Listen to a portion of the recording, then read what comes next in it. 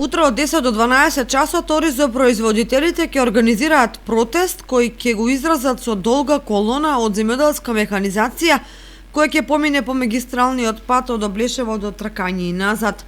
Преку протестот тие сакаат да го искажат своето незадоволство од актуелната политика во земјоделието, посебно во оризопроизводството, првенствено во делот на откупните цени кои есенва се движат помеѓу 15 и 20 денари за килограм арпа во услови кога производната цена според земјоделците изнесува 18 денари за килограм.